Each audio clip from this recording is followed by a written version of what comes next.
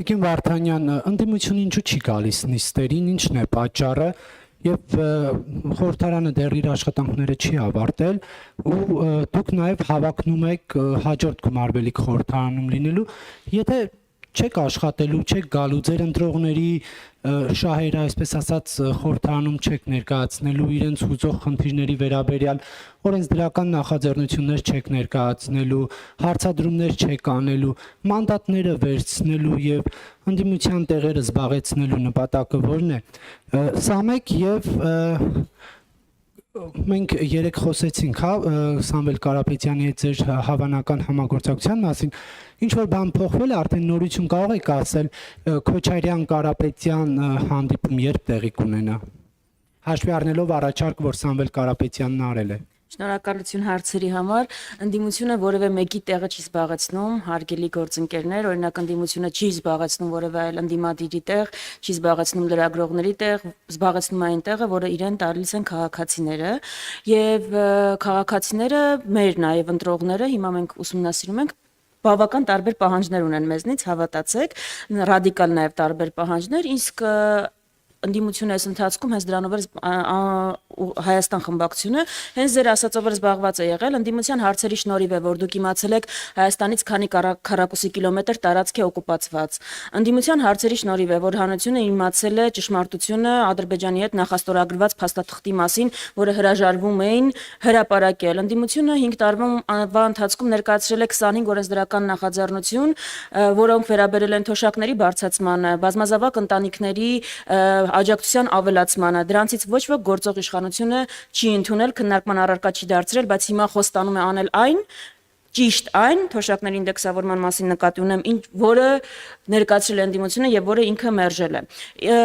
Եթե նկատի ունեք վերջին քարորիային չմասնակցությունը եւ դրանից եք, այսինքն եզրակացության որ չգիտեմ հարցերը հրաժարվում ենք բարձրաձայնել եւ այլն, թույլ տվեք ասել դա այդպես չի, վերջին քարորիայի Ներեք, բայց դուք վերջին շրջանում կառավարության հետ հարցուպատասխաններին եք գալիս։ Դա մարտավարություն է, որը մենք ազատ ենք ворթեգրել։ Ուզում ենք մասնակցել, չենք ուզում մասնակցել, ուզում ենք այդ պահին Նիկոլ Փաշինյանին անսահման հարթակ տալ խոսելու, թե չենք ուզում տալ։ Դուք ի վերջո տեսաք նաեւ մեր չմասնակցության վերջին նիստին,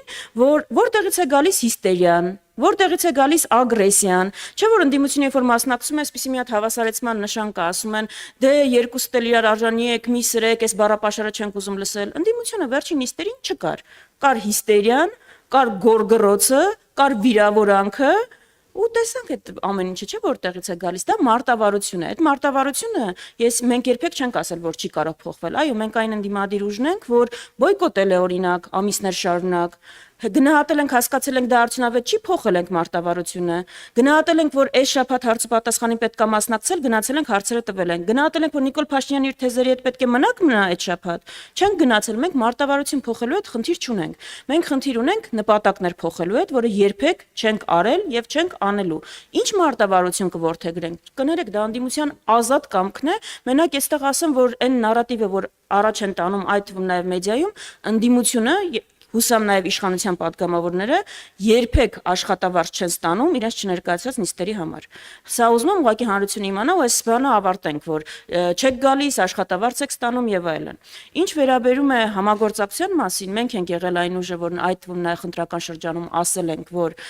Այո համագործակցություն անհրաժեշտ է, որովհետև ստեղծված իրավիճակը չկա մի քաղաքական ուժ կամ մի անհատ, որ կարող է միայնակ լուծել։ Ուրախ ենք, որ հիմա գնում ենք այդ ճանապարհով։ Թույլ տվեք ասել, որ Նիկոլ Փաշինյանը իր գործողություններով ու ռետորիկայով ամբողջությամբ նպաստում է, որ ընդդիմությունը հասկանա իրականությունը եւ գնա այդ ճանապարհով։ Ավելի կոնկրետ դետալներ, կոնկրետ մարդկանց հանդիպումների մասին բնականաբար ես չեմ կարող ասել։